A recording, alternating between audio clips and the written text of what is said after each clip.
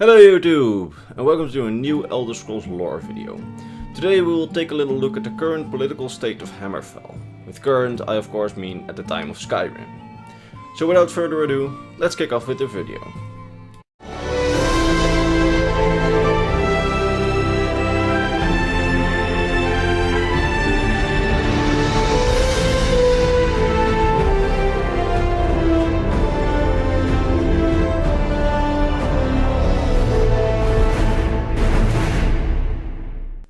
Hammerfell has always been a complicated province. At the time of Skyrim we know nearly nothing about it. No, really, there's really nothing. But I would like to speculate a bit on the matter with all the things that we do know. So first, let's start with the political situation and social situation inside Hammerfell. Hammerfell has always been predominantly governed by two factions, the Crowns and the Forebears. They are a topic of themselves, so in this video I will not elaborate much on them and I will reserve them for a future video. All you need to know about them to understand the situation is that these are two factions that are the largest powers in Hammerfell in all terms and purposes. They both originate from the original landing of the Redguards on Tamriel, after Yukuda had sank. Basically, they are the result of a culture split of that original Redguard culture of Yukuda, and they, as a faction, have made it into the 4th era all the way from the 1st era. And they have often been at civil war with each other, plunging Hammerfell into bloody civil war and completely disrupting the entire governance of the province. And just before the Great War happened, they were just that. Hammerfell was in a bloody civil war between the Crowns and the Forebears, giving the Imperial Legion their very limited power and further weakening the Empire at the time. Then the Great War happened. The Altmerry Dominion swept through the land. They made great advances, and at this point, the civil war in Hammerfell had been temporarily devolved into a ceasefire, while both factions tried their best to stop the advancing elves with the aid of the Imperial Legion. They were at first losing, not willing to cooperate with one another, and the Imperial Legion split between the uncooperative forces. However, in the year 173 of the 4th era, the Forebears broke the ice. After having fought themselves free from Sentinel, the Forebears decided to break the siege of Helgate, a crown city, thereby rescuing the crown army inside and freeing the city.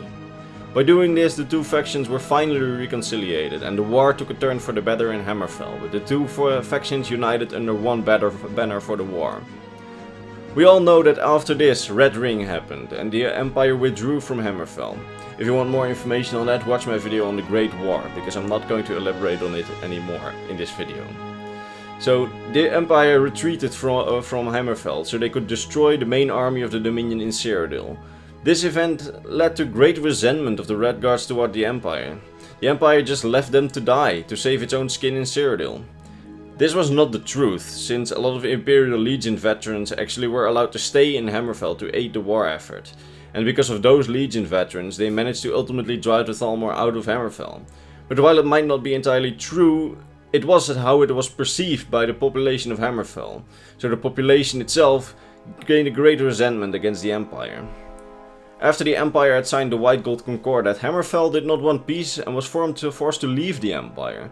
This created even more resentment from the population against the Empire, as once again they were perceived like, well, the Empire just left them to die, in their perception. I mean, things didn't really look great in Hammerfell and then the Empire just left them to die.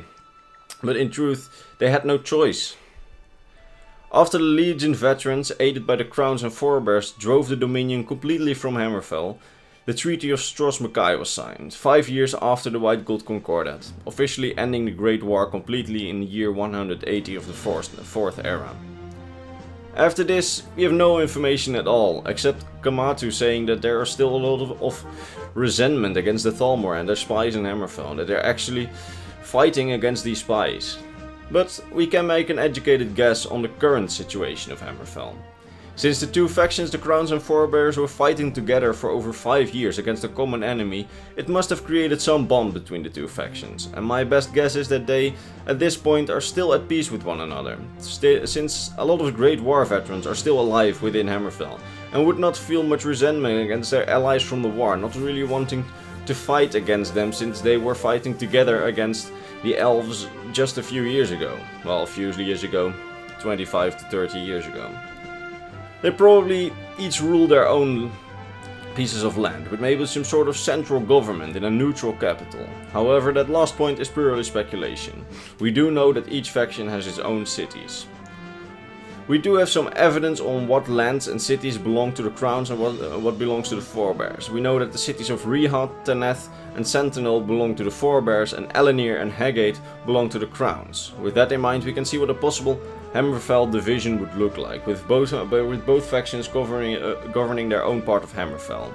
My best guess is that currently the both factions form a political union to the outside world, so with one Hammerfell that is governed by the crowns and the forebears together, on the terms of foreign policy. You can see it a bit like the United States, where the Democrats and Republicans both have their own states, but the federal government is done by both.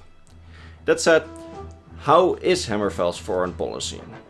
If we take the fact that the crowns and the forebears sort of rule together and make foreign decisions together, we can speculate a little bit on Hammerfell's foreign decisions.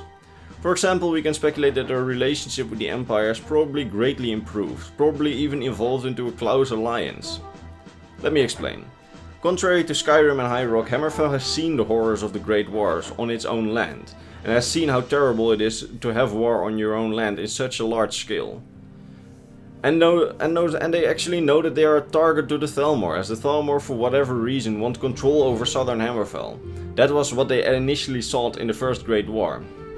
We also know that the population of Hammerfell now has an even greater hatred for the Dominion, probably than anyone else. And the only real power that could be used as an ally against the Thalmor would be the Empire. Therefore, both the Empire and Hammerfell would greatly benefit from a strong alliance. Remember, the initial hatred against the Empire was due to the Empire leaving Hammerfell behind in the Great War.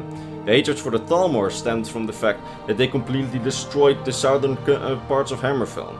So, in that case, the Empire is already the lesser of two evils. I mean, I would guess that after a few years, the people of Hammerfell would already be okay with an alliance with the Empire. I mean, if we look at our own world, to be extra specific at my own country, the Netherlands, 10 years after World War II, we allowed Germany into NATO to be our ally. We actually got along with Germany again. 10 years after, and those guys actually invaded and occupied our homeland and deported some of our population.